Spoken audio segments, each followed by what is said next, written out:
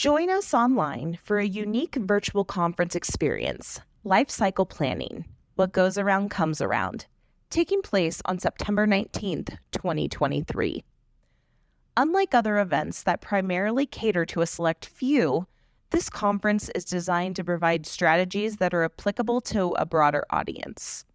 Irrespective of age, geographical origin, or the position on the wealth spectrum, attending this event will equip you with valuable insights to immediately enhance the value you offer to clients. Furthermore, we are proud to announce that a percentage of the proceeds generated from sponsorships and registrations will be dedicated to the Investments in Wealth Foundation Scholarship Program. This program empowers women, diverse professionals, and future leaders to advance their careers and make a meaningful contribution to our field. Don't miss out on this opportunity. Register today at iwicentral.org/LCP to secure your spot.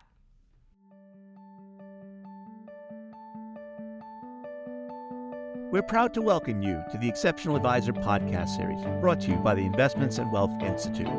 This series aims to help you to better serve your clients, differentiate yourself from the competition, and enhance your ability to communicate those differences. Hi, I'm your host, Bob Powell. So, Jeff, welcome to the podcast. Well, thank you, Bob. I appreciate the opportunity to be here.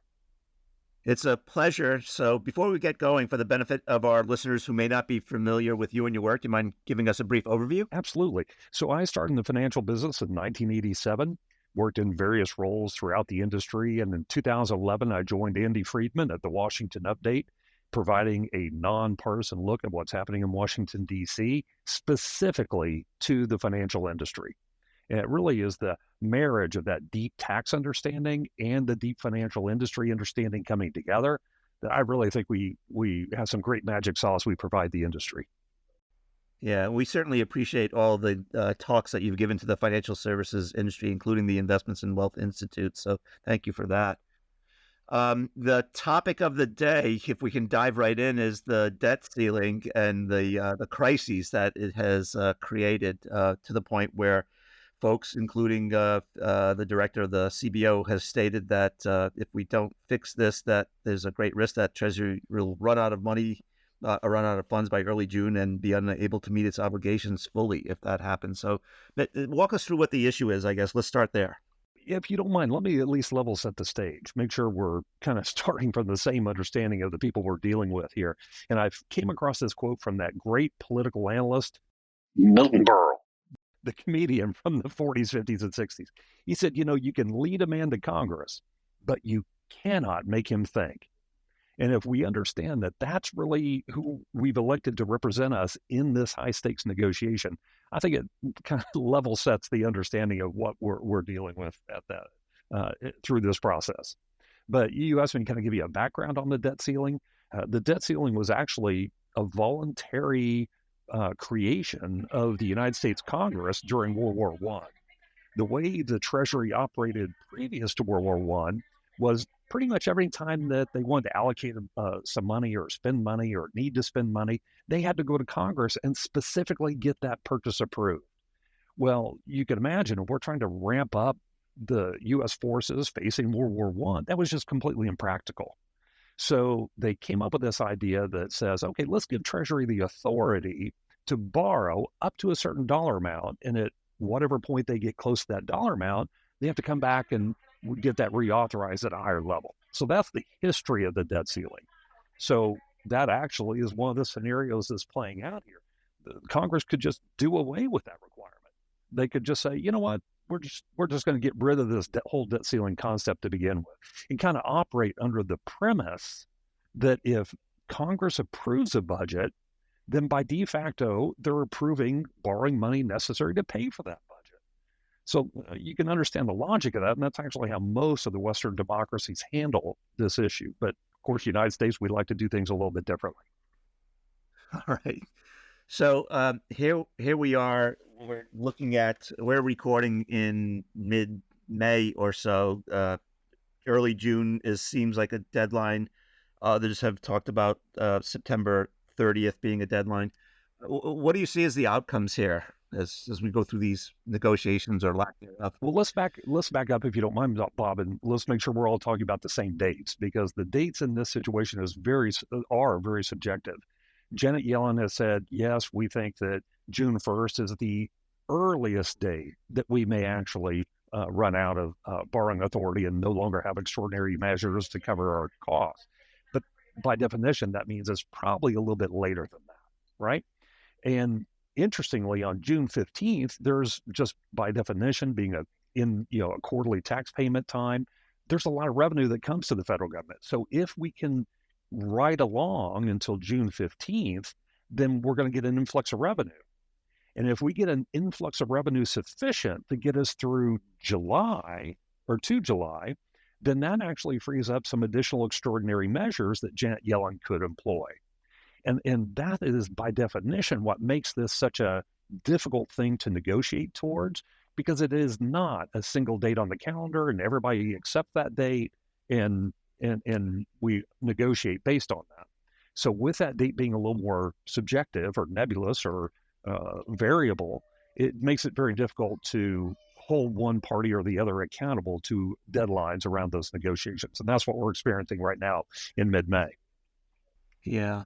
So you mentioned tax revenues coming in June 15th. There's been discussion that because of the declining economy, that tax revenues may be lower than were projected initially. What's your stance on that? I think that's entirely possible. We have seen some slowing in the economy compared to the last couple of years. And we need to remember the last few years, revenues to the federal government have been off the charts, right? It's surprising everyone.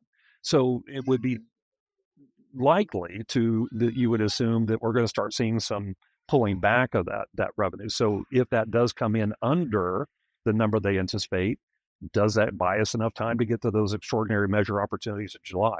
We won't know until those revenues come in. Yeah. What are those extraordinary measures? Well, there are any number of extraordinary measures, but bottom line, the short answer is it's just robbing Peter to pay Paul. They're saying, okay, we're just going to defer this payment into the future, and it's a budgeting gimmick. It's not real money in that sense. So we could spend 2 months going through what extraordinary measures are and how they come up with that. It's just budgeting gimmicks. All right. So as we think about the current state of negotiations, there's this sense that Republicans insist that there won't be any agreement on the debt ceiling unless there's an agreement to significantly cut spending. Any thoughts about? And the president, meanwhile, is demanding a clean vote, right, to increase the debt ceiling. So without preconditions. Yes. And in this light, actually, President Biden kind of is operating from a position of strength, because what's happening, the Republicans are trying to conflate two disparate issues together in order to extract this negotiation leverage over President Biden, because the debt ceiling is not the same as the budget. Those are two very different things. But by suggesting they will not sign off on a clean debt ceiling increase without significant spending cuts, they're trying to conflate those scenarios. It's the same type of negotiation that took place in 2011 that gave us that famed super committee, which miserably failed, and we ended up with sequestration cuts, which never actually got put into play. So, that's where we start getting into some of the difficulties in coming up with a workable solution, especially in a condensed time frame. Yeah. So what's interesting, you mentioned 2011. At that point in history, S&P downgraded the U.S. bond rating. Interest rates rose. Taxpayers spent probably maybe $1 billion more in additional interest payments. And there are those who say, while that all happened in 2011, the consequences of driving off the fiscal cliff this time could be far worse in terms of interest rates and whatnot. Is that your feeling as well? Yes, the biggest takeaway from 2011 that all of those things happened, and you aptly went through the list of them, and we did not actually hit the debt ceiling, right? We did not default. So that happened beforehand, a matter of a week or so before we hit that X date. So the question is now, what if we take that one step further and we actually default? And that's up for debate. There are some Republicans who earnestly believe that it's not really that big of a deal. There are some Democrats that think the entire world is going to stop revolving around the sun. And the truth is obviously somewhere in between. And that's where we're getting into some of these more creative solutions that you and I alluded to earlier, and I'm sure we're going to talk about today. Yeah. When you think about I guess the worst case outcome, it's not just sort of paying more on interest. It's also sort of our place in the world economy and whether it gives, for instance, China an opportunity to continue to displace the dollar as the world's reserve currency, and et cetera, et cetera. Yeah, in my humble opinion, you just hit the biggest nail on the head. And that is one thing that I don't think is getting nearly enough press. We keep saying, well, we could pay Social Security payments, we can pay the military, we could do. That's not the biggest problem. The biggest problem is how's the rest of the world look at the United States? And at some point, bond buyers, including U.S. citizens and our insurance companies, our pension companies, but also foreign countries buying our treasuries, are going to say, "Hey, United States, you're not managing your balance sheet effectively. You're not managing your balance sheet like the pinnacle economy of the globe. So therefore, you shouldn't enjoy the yield, discounted yields that you get to pay because of that assumption." And that's when we're really in trouble. If we see an artificial increase in interest rates required to attract buyers to our debt, when you're trying to finance over $31 trillion, that's when it becomes, we're just accelerating the point where it's simply not tenable or not sustainable. So where to go from here? Well, let's talk about some of those different things that are floating around and being discussed as ways we may work around these things. How about that? Okay. We've kind of talked about just the idea of getting rid of the debt limit. Mm-hmm. Just saying, well, that's an archaic thing. We don't need that kind of structure anymore. Just get rid of it. If we approve a budget, it's assumed that the debt is approved to cover that budget. Well, obviously, the Republicans are not going to vote for that. They will not vote for that because they would be giving away any kind of negotiating leverage that they enjoy today. So that's not going to happen. One of the ones that I think is kind of interesting is this idea of a discharge petition. And I know we're kind of getting into the weeds as far as the way the House of Representatives work. But as you know, in order for a bill to make it to the floor to get a vote, the Speaker of the House has to sign off on that. Mm-hmm. So he kind of acts as, jury and executioner all in one. But there is a workaround to that situation. And that workaround is called a discharge petition, where literally the floor members, the House members, get together and say, hey, we think the Speaker's gone bonkers. We really want to take a vote on this bill. And the process for that is rather interesting. You have to get the majority of House members to sign off that says, yes, we want to vote on this particular bill. In this case, the bill they want to vote on is just a clean debt ceiling increase. Mm-hmm. Now, we understand that Democrats do not have a majority within the House of Representatives. But let's give them credit. Let's say every single Democrat signs on to that discharge petition. Well, they still have to find at least 4 Republicans. And right now, the Republicans seem to be holding ranks, and I don't see any impetus at this point for any Republicans to break rank and actually sign the petition. But even if they did, it's an extremely lengthy process. There are requirements of how many legislative days and so forth, getting us well past Janet Yellen's earliest date of June 1st. Yeah. So I just don't see that as a viable scenario either. And then the one that I do think there is at least some merit to, although I think it's unlikely, would be the use of the 14th Amendment, specifically Section 4 of the 14th Amendment. And I'll read this to you. It says the validity of the public debt of the United States authorized by law shall not be questioned. Right. Now that puts President Biden, and this is the Democrats' argument, this puts President Biden in a very odd situation where he literally would have to break one law to comply with another law. So which law do you want to break? Which one do you want to comply with? Mm. And the two issues here is the 14th Amendment saying that we shall not question the validity of our debt, along with the separations of power issue, where it's very clear in our Constitution that the president does not control the purse strings, it's the legislature. So those two things are in conflict in this unique situation we're in right now. So what some Democrats are suggesting, and even some professional analysts like myself are thinking that if we actually hit that default date, it would force President Biden's hand and he would be forced to operate under the 14th Amendment. But of course, immediately the Republicans would take that to court It would work its way through the court system slowly, right? Because we know the scales of justice don't work really quickly, even in an emergency. But obviously, it would be a Supreme Court decision. And the Supreme Court would then have to weigh in on this issue where we have this conflict between what the president's role is and what his authority is. And it would be a fascinating piece of law. I just don't think it's good for our economy to try it. No, this game of chicken seems bad enough at the Exactly. negotiating table. Can't even imagine what that would be like. Yeah. What about? I think you've mentioned the possibility of abolishing the limit too. Is that? Sure. Yeah. Just get rid of the whole concept of a debt limit. It's an artificial thing anyway, in the sense of Congress put it in as a matter of convenience back in World War One. They could just take it out as a matter of convenience for 2023. That certainly is a possibility, but again, you'd have to assume the Republicans would vote for it, and they won't. So I just don't see that as a viable scenario right now. Yeah. I think the most viable scenario at this point, we see these negotiations. Speaker McCarthy came away from the second meeting with the president a little more uplifted, saying it seems like we're moving in the right direction. And then that fell apart on Friday. I think that was the 18th or 19th, if I remember correctly. And the Republicans pulled out of those negotiations. So we're still trying to figure out, okay, well, how do we come back together? And they will.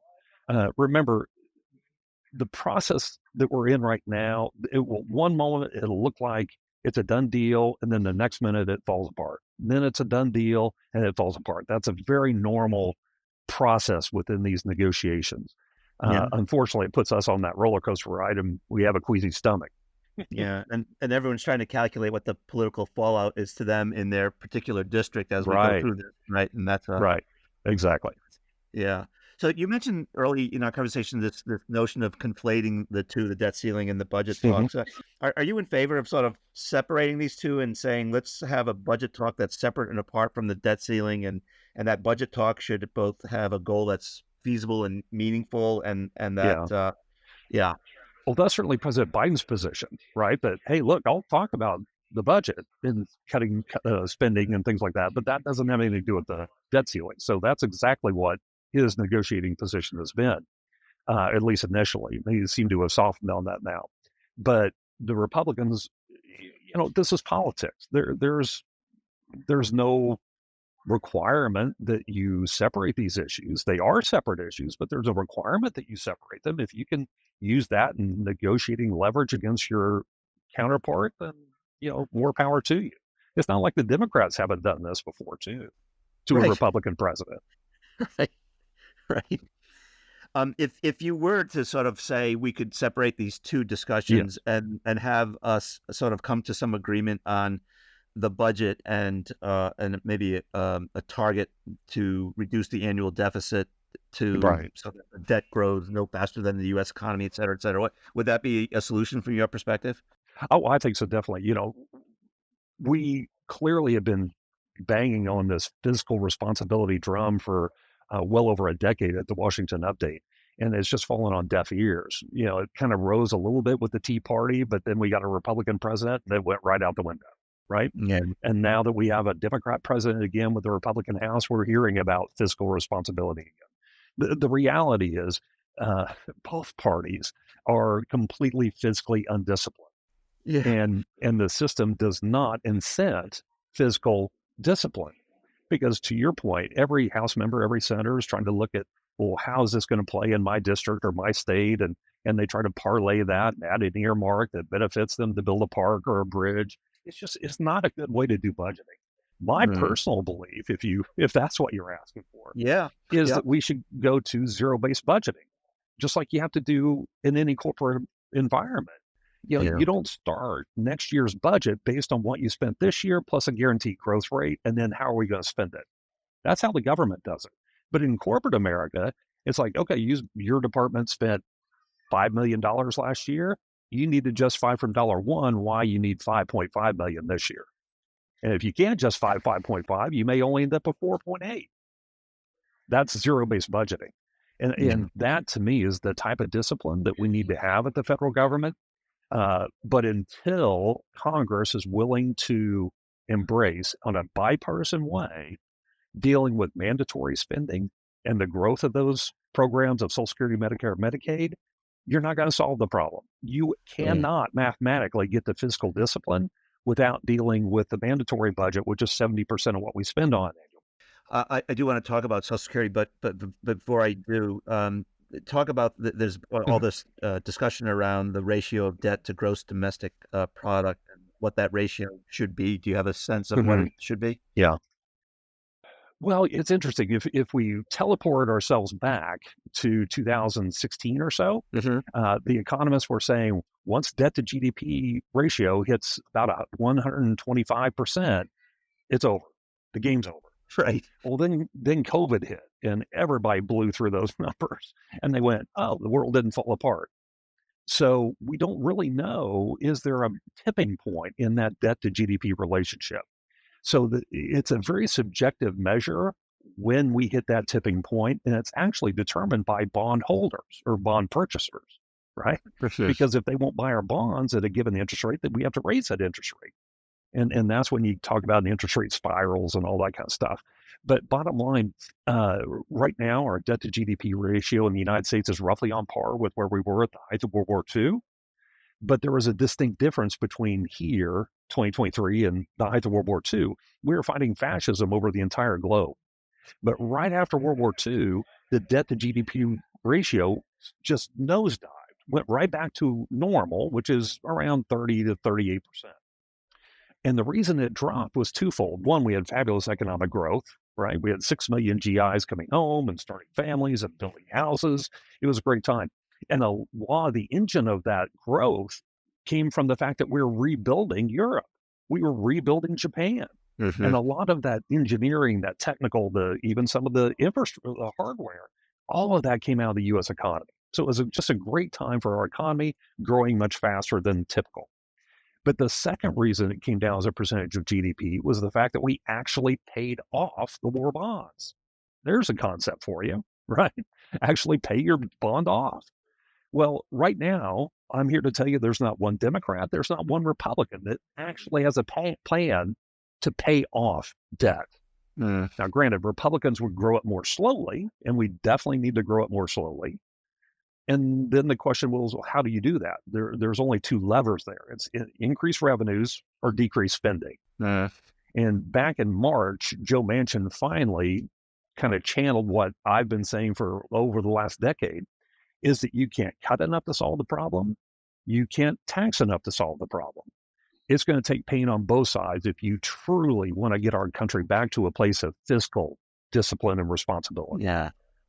That was a long answer. I apologize. No, that's okay. I think we covered the waterfront on debt ceiling, but I'll let you be the judge. Is there anything more to say about it?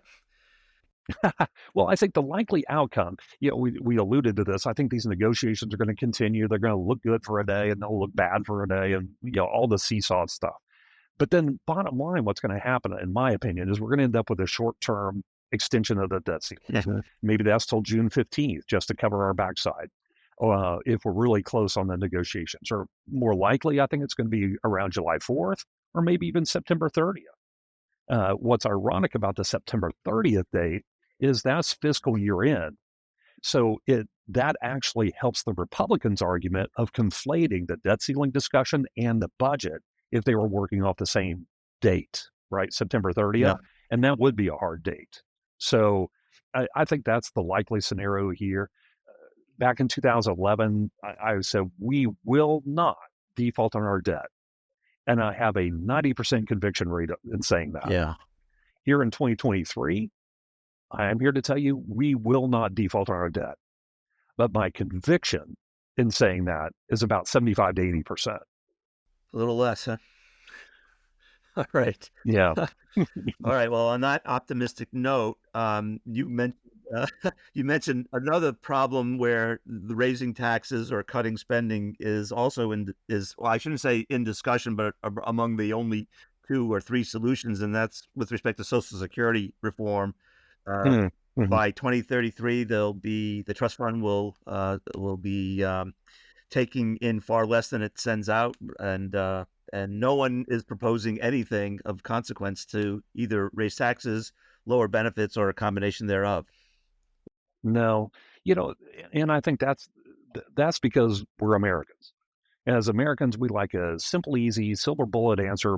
We got that done, move on, right? Mhm. The problem is Social Security is not that easy. And but at the same time, it's a math formula.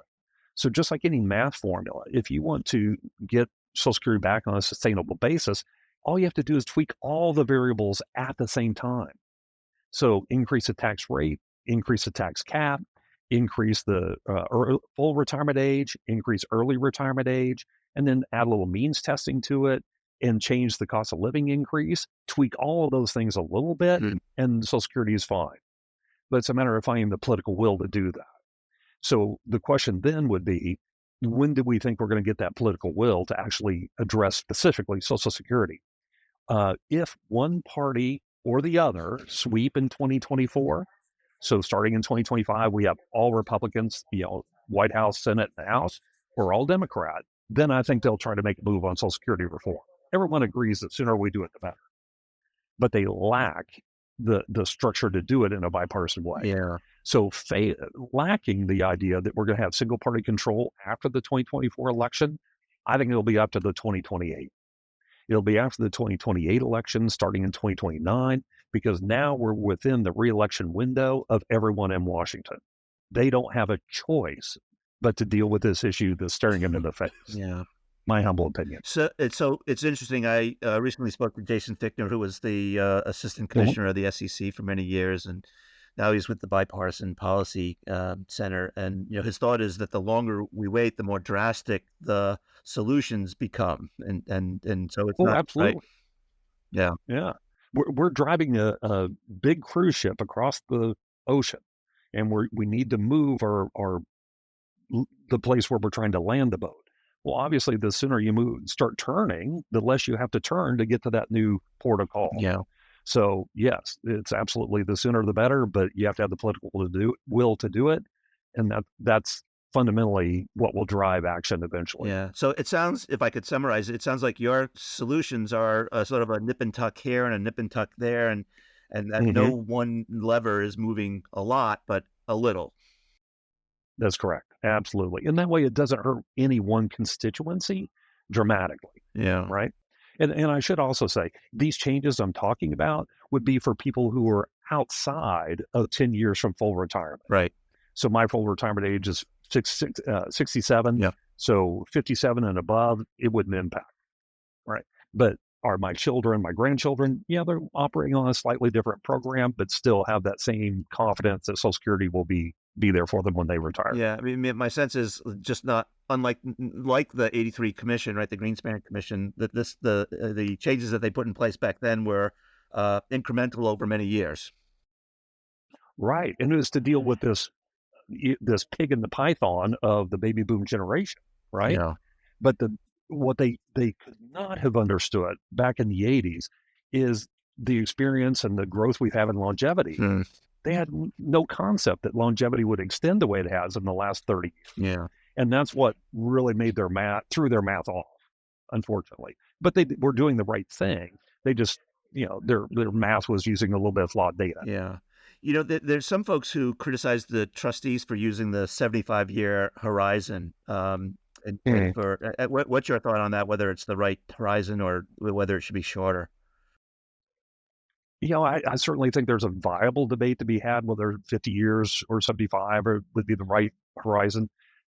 Realistically, a 65-year-old couple today, they have a 50-50 chance that one of them's going to live to 93. Hmm. So that means that's 30 years, right? And what that means is only one of them will be gone then. So let's say another 2 years. So 30 years in retirement right there. Yep. So when you're thinking about a system that has to be there and it's a zero fail option, I don't think 75 is an inappropriate number to be looking at that horizon if you're willing to make those little tweaks in your navigation as we go so that we don't have to make big radical turns at the last minute, which is what we're setting ourselves up for right now. Yeah. And I think about Social Security, obviously it's progressive. So the folks in the lowest income quintile are getting 85% of their pre-retirement income from Social Security, while Right. those in the highest income quintile might get 15%. So it certainly, Right. dramatically different experience depending on which income quintile you're in, right? It is, yeah, absolutely, but that's what remember Social Security when it came out it was not meant to be, hey, have a golden retirement. It was meant, oh my God, you live too long, get out of the workforce so a young person can come in and take your job and feed their family. Right. Right. Yeah. And so now it's gotten perverted. And I would kind of blame President Johnson for the perversion of that. That changed it from this mentality of, and oh my gosh, you live too long, to, oh, we're going to take care of you in the golden years, a true pension type of scenario. And that, I really don't think that was the original intent of Social Security. Yeah. But if that's what it's going to be, then we need to start funding it in such a way that the math works. Yeah. It's interesting too, right? I mean, there was a time when the ratio was 10 workers to every one retiree, and now we're 2 workers to every one retiree. And it's moved from being a safety net to maybe, like you said, this, the replacement to what might have been a defined benefit plan for someone. Yes, exactly. Yeah. Well, you made the comment earlier that this is a little bit of a dour topic that we've enjoyed talking about today. Here's some very positive ideas. Oh, good. The reality is one of the best ways to deal with this also Yeah. is for us to have more babies. So my advice to the audience would be go home and see if you can make a few more babies. That would help. And of course, I say that jokingly, but the other way to deal with that is immigration. Yeah. You've got to be building the foundation of the program as the top of the pyramid. In this case, the baby boom generation, they're living a lot longer and they're a lot bigger. So we have to build that worker base out there. And I can make that argument very credibly when we have 3.5% unemployment. Yeah. Well, and it's interesting, you're not alone in saying immigration is the answer to this. I was at a session where Richard Thaler from the University of Chicago said the very same thing, and I don't think he's alone. That position. No. And I think that's where the Democrats and Republicans could find bipartisan political incentive to actually make some significant, meaningful immigration reform would be from an economic argument. And this is why we're doing it. It's not, as sad as the stories are of asylum seekers and all that's not pulling the heartstrings of half the country. So the reality is, if you deal with it from an economic perspective, that's the one core thing, regardless of your politics, that we all get in our core. So if the parties would come together and make it the argument based on that, I think they would find the popular support to get immigration reform done. Yeah. So let me go back to something practical. I'd like to think of, when I think about Social Security and the possibility of us running a deficit, I like to say to the financial advisor, there's plan A where you're getting paid 100% of the scheduled benefits, and then maybe plan B for your clients who might be, 55 and younger, is the possibility that it will only pay, 80% of scheduled benefits, and that's what you should factor into your retirement income planning calculus. Yes. What I've always done in my financial planning, I turned 57 this year. I've never used Social Security in my financial planning until this year. Now that I'm 10 years from full retirement, I'm actually factoring in Social Security income into my Monte Carlo analysis and so forth. Now, that may be overly conservative, but that's the way I like to do my financial planning. Right. And you're scheduling it at 100% of scheduled benefits versus, say, 8%. I am, now that I'm 10 years from full retirement. Okay. Yes. Yeah. If you were more than 10 years away, you would not even calculate it into the calculation. I think for your highest income clients, I would factor in 75, 80%. I think that's probably a wise thing to do from a financial planner perspective. All right, let's turn our attention to something else that is sort of expiring. It has a deadline. Many of the provisions in the Tax Cuts and Jobs Act will expire at the end of 2025.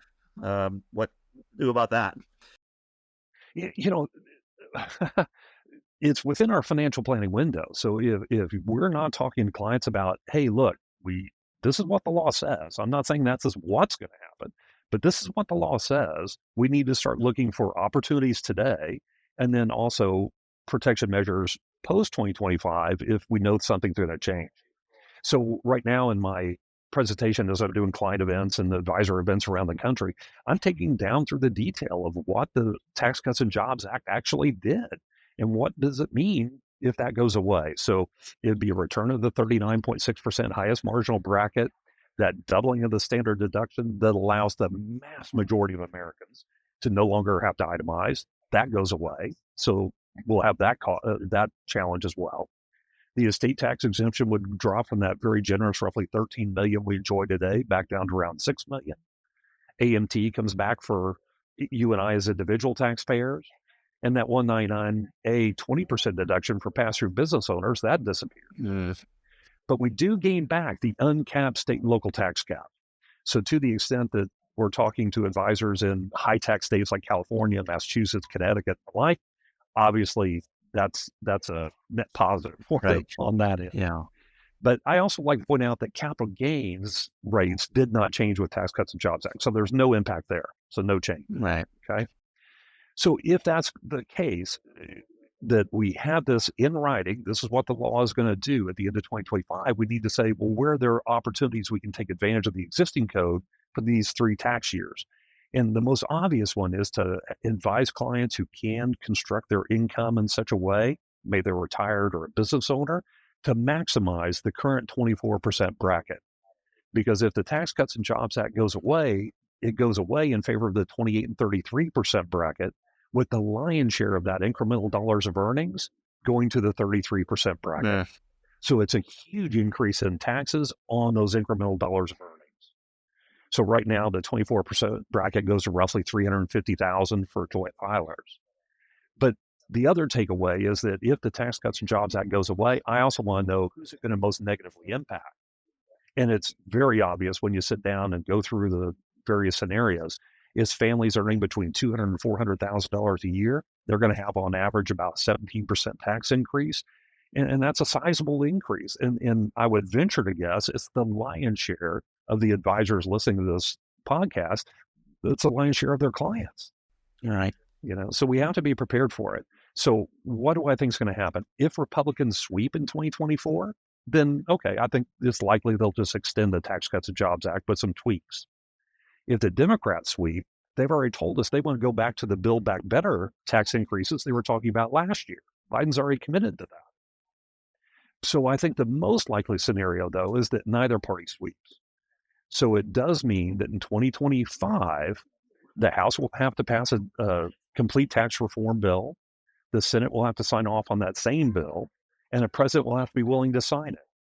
And that sounds like a little bit of a tall order at this point, right? Yep. Politically. Yep.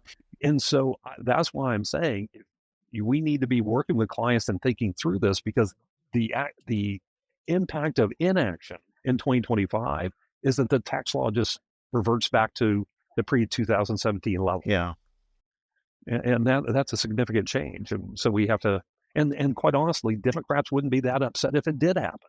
It'd be higher tax revenues, right, on quote unquote wealthier people. And it's Republicans' fault, not theirs. Right. They wrote the law.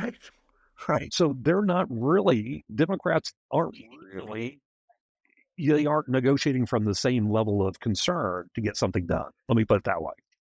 So as you think about tactics, Roth conversions? Roth conversion, I'm huge on asset location strategies to diversify one's tax exposure in retirement. And I kind of use this, especially when I talk to clients. I'd say having tax diversification along with asset diversification, asset allocation, asset location, those two things working in concert gives those clients in retirement the ability to manipulate the tax code for their lifestyle, rather than their lifestyle being dictated to them by the tax code. And I think when I talk to clients about that, they intuitively get that. And that's probably one of the biggest takeaways in follow-up meetings between advisors and clients who attend my event. Yeah. So the other standard advice is accelerating income and maybe delaying deductions, whatever that might be, charitable deductions. Pushing off some of those ordinary losses so you can claim them later. It might be annuities for tax timing or tax deferral, or life insurance for possible tax-free income, along with Roth conversion. So and sometimes, I'm maxing out my 401k. Maybe the next best strategy would be to just take that taxable income and build up your taxable savings market. Yeah. Kind of another way I talk about it is say, when I retire, I want 3 equal buckets of money. I want a bucket of taxable, a bucket of tax-free, and a bucket of tax deferral. Yeah. And again, that way I get to manipulate how I expose myself to the tax code. I want to talk about the election and upcoming election, but first, just a comment, if you could, on the Secure Act 2.0 and what's good about it, what's not, what would you do change, what would you improve? Yeah, it's an evolving process. I give Congress a lot of credit. I think Secure Act 2.0 did some good things from an individual advisor perspective, not the plan advisor, but an individual advisor. Yeah, there were some threats in there a little bit by building out some of the lifetime income capabilities and things like that in 401ks. That kind of limits some of the rationale as to why one might roll to an IRA. But bottom line, good advice will always be rewarded. And I think the opportunities outweigh the negatives inside the plan. I'm actually and very excited about this whole idea of unused 529 money going to Roth. Yeah.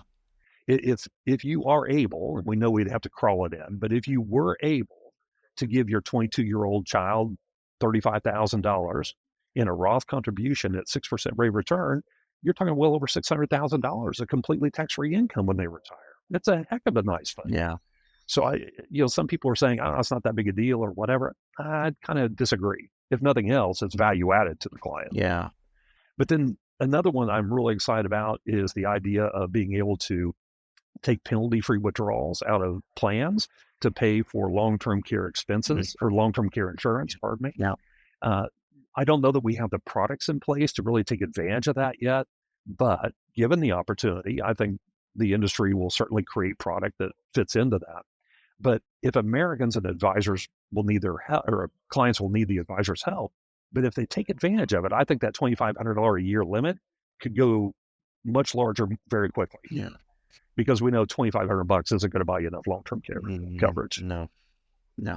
It's not in this day and age. Yeah. No, definitely not. All right. So we are, it's election season. Both. When isn't election season? I know. All right. What's your take? Goodness sakes, I really wish we didn't have to talk about this in May of 2023, but I guess we don't have a choice. If you're a betting person, you're going to say at this point it's Biden and Trump. They're leading in the polls. Biden's not really got a serious challenger yet. Trump's inherited a few more challengers, that midweek of May. But bottom line is he's still beating everyone in the polls. Yeah. And so as long as that's true, then the smart money would say that's going to be the ticket. Now, something in my gut, so that's my head, something in my gut says that's not going to be our choice in 2024. I just don't think it is. I use the analogy of Trump and Biden are like binary stars. And I'm not an astrophysicist, but my understanding is if these two stars are locked in each other's gravitational pull, and they can only exist in that mutually dependent relationship. If one of the stars flung across the universe, the other one would be destroyed as well. And I kind of see Biden and Trump in that same light. I think they can only exist in the pull, the gravity of the other one. Now, I may be completely wrong, but my point is if something were to happen and Biden pulled out, or something were to happen and, the weight of all these indictments actually does take down Trump, if that happened, I guarantee the Democrats would field a whole source of potential candidates to take on Biden because of the obvious issue. He's not very popular. And obviously he's seems to be having some aging issues. Right. So that's the presidential. Yeah. Okay. Senate. Yeah. Well, it didn't finish this presidential. Let me back up, because I do think there is a possibility, if it does end up being Biden and Trump, I think we'd agree right now, because they're not really completely radicals on each end of the spectrum, but they're perceived that way. If they're perceived that way, then I do think it could open up the possibility of a third party run, say like a split ticket centrist type of run, that could not necessarily win. That would be a stretch, but could certainly garner enough attention of the mass majority of Americans who are much more centrist than either extreme, to get traction there that would actually pull the two parties back towards the center. That could be a centering event in the U.S. political environment. You're a student of politics. It's always cycling in and out as far as polarization and the like. That could be enough to be a centering event, to scare the parties enough that they're forced to come back to try to build a bigger tent. Interesting. So I wanted to mention that. Yeah, well, since you opened that can of worms, Manchin's name has been discussed as a possible independent candidate. I think a really interesting ticket would be Manchin Hogan, Larry Hogan from Maryland. Yeah, I think that could be a really interesting ticket, and I think Larry Hogan is enough of a maverick, to steal a term from 2008. Enough of a maverick that I think he could get excited about that, realizing he's probably not going to be the president of the United States or vice president, but yet he could reframe politics in our country. Yeah. I think that would be very appealing to Larry Hogan. Yeah, Manchin's interested in it because he's got a tiger by the tail back in West Virginia. And trying to win re-election at this point. Here I'm based in Massachusetts, and where Charlie Baker was governor up until recently. Yeah. Another good example. Yeah, a typical, a Bill Weld Republican, which was, we used to joke, say he was loose morals and tight money. Well, we all have a way of saying it. Right. Yeah. I've always said the winning platform, if you truly want to have a mandate from the people of this country to make significant changes, like we've been talking about here today, is the winning ticket is fiscally responsible, socially acceptable. Yeah. I think that is truly that ticket that could bring enough Americans together to say, okay, both extremes, you're both idiots. We're going to follow a broader path. Yeah. But we'll see. Yeah. Do you want to talk about who controls the Senate and Sure, going forward? Yeah. The Senate's actually easy. The map is so heavily favoring Republicans. I just don't even see how even the Republicans could screw it up at this point. I really don't. There's not one Republican defending a seat in a Biden-won state. Well, there's 3 Democrats sitting in Trump-won states and 5 Democrats in Biden-narrowly-won states. So you could just see, all they have to do is lose one or gain one net seat if they win the White House, and 2, if they don't, it's just not that high of a threshold for majority. Yeah. So I'm pretty confident the Republicans will take away, barring any unforeseen thing between now and then. But I'm pretty confident Republicans should have every expectation of taking back the majority in the Senate. The House, as well as I do, it's always a wild card. Historically speaking, it's been since 1952 that the House of Representatives has flipped party control during a presidential election year. So if you like baseball stats or something like that, you can kind of hang your hat on that. But the reality is there are 18 Republicans sitting in Biden-won districts and only 5 Democrats sitting in Trump-won districts. So that math doesn't look very good for the Republicans. Because remember, the Democrats only need to pick up 4. But on top of that, we know 2 states are going to have new maps in 2024 that actually favor the Democrats. And there are 7 states where the maps are still being looked at, still coming under judicial scrutiny. Yeah. So generally, on balance, the majority of those 7, if they were to be redrawn, would likely favor Democrats. So right now, I give the Democrats a tailwind in the House, Republicans a stronger tailwind in the Senate, and then the White House, we're still up. Yeah. Interesting. What's your you talked about remapping. I'm curious for your thoughts about if there's a way to make to sort of eliminate gerrymandering and make these maps more fair instead of looking like alphabet letters. Yes, there is absolutely a way to do it. We know the parties in legislatures are using big data specifically to draw these crazy districts down to the block level, right? And if we're using big data specifically to gerrymander, then we should be able to use big data specifically not to gerrymander.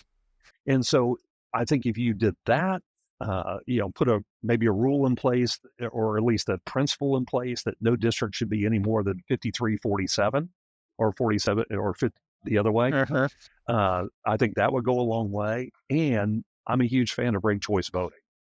I know it's a hard transition. We've seen New York City, for example, go through some growing pains in doing that. But where it works well, when voters understand it, it's much more reflective of the majority vote, in my opinion. Well, it's certainly being used in many places, or a growing number of places, right? I should say, maybe not many. Right. Absolutely. Yeah, I know I'm going to get yelled at for going beyond our time limit, but I can't not ask you about China. Oh my goodness, China. Yeah. You know, I think we have to broaden that statement out and start with that. And because there definitely is a trend towards a bifurcation between these authoritarian type of governments, meaning Russia, China, North Korea, Iran, versus the Western democracies. And these autocracies truly believe that they are the way of the future. They believe they're the way of the future because their systems can operate so much more quickly. They can react to different changing economies, economic situations. You react very quickly to technological changes, where democracies, by definition, are slower, right? And so that's what they're hanging their hat on, suggesting that they are the ultimate future of global power. Uh, Now, as it relates specifically to China, we know over the last couple of years, there's been this discussion of delinking from China, moving away from the how do we co-develop our economies in such a way that we respect each other's governments, but at the same time, we're trying to work for each other's gain. That kind of fell out of favor. We're in this delinking environment right now, where how do we, move away from China, moving production into Vietnam and other parts of the world to support the consumer economy that we enjoy here in the United States. Um, and it was starting to get kind of ugly, as we know.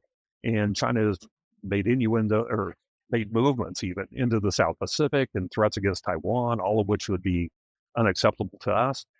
But I was very pleased that we just the midweek of May had some high level discussions again with China. And they, in both cases, China and the United States said, hey, look, this is not good for either one of us. This is not effective in what either of us ultimately want. And I was very happy to see that the Chinese agreed with that. So that gives me some hope that, okay, maybe we've crossed over that now and we can get back to a more cooperative environment. They're going to continue to be a problem. I mean, no doubt about it. But the whole way we helped China develop was to make them so economically dependent on the Western world that they wouldn't do anything silly, right? Like a nuclear weapon or something like that. Right. So I think we can get back to that type of a relationship with China. I'm hopeful, I should say. That's encouraging. Jeff, I feel like I could talk to you for hours and hours and hours. Well, you can hear by the background, I have a plane to catch. So you do have a plane to catch, and I'll just ask you if there's anything we missed or anything that just bears reemphasizing before we wrap up. Oh my goodness, no! I think we covered a lot of things, Bob. I hope we provide some value to your advisors, and always appreciate the work that you folks do. Thank you so much, Jeff. Have a safe flight, and talk to you soon, I'm sure. All right, have a wonderful day. Thank you for listening to the Exceptional Advisor podcast, brought to you by the Investments and Wealth Institute. If you've enjoyed this podcast, please subscribe through iTunes, Spotify, or our website at www.investmentsandwealth.org/podcast to get the latest episodes of our Exceptional Advisor podcast series. For additional resources, updates on events, and exclusive membership deals, visit www.investmentsandwealth.org.